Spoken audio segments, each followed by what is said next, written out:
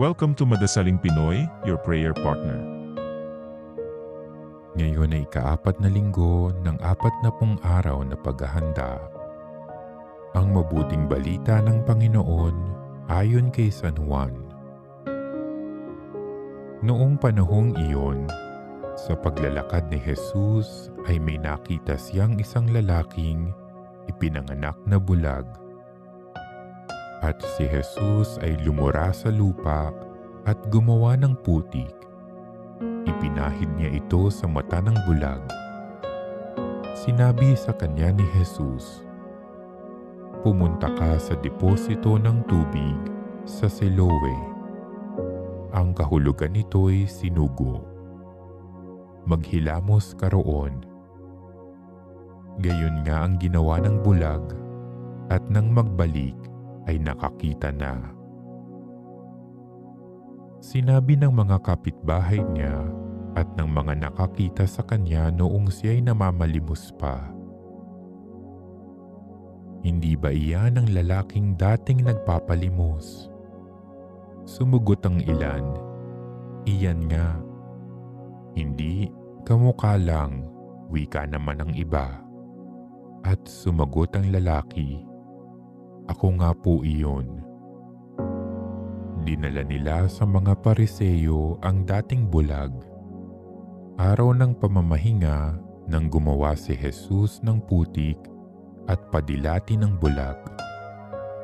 Tinanong din siya ng mga Pariseo kung paano siya nakakita.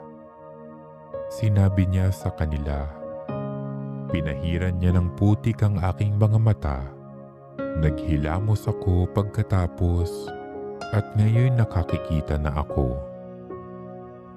Ang sabi ng ilan sa mga Pariseo, "Hindi mula sa Diyos ang taong iyan, sapagkat hindi niya ipinangingilin ang araw ng pamamahinga."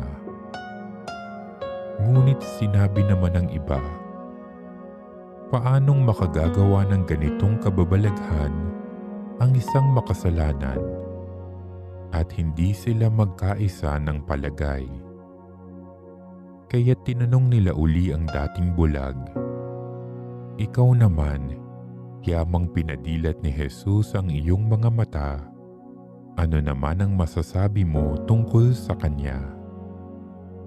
"Siya ay isang propeta," sagot niya. Sumagot sila, "Ipinanganak kang makasalanan at ikaw pang magtuturo sa amin?" At siya'y itinawalag nila. Nabalitaan ni Jesus na ang lalaking pinagaling niya ay itiniwalag ng mga Pariseo. Kaya tinanong niya ang lalaki nang matagpuan niya ito, "Sumasampalataya ka ba sa Anak ng Tao?" Sumagot ang lalaki, "Sino po ba siya, Ginoo? Sabihin ninyo sa akin upang ako'y manampalataya sa kanya." "Siya'y nakita mo na. Siya ang nakikipag-usap sa iyo," ani Jesus. "Sumasampalataya po ako, Panginoon," sabi ng lalaki. At sinamba niya si Jesus. Ang mabuting balita ng Panginoon.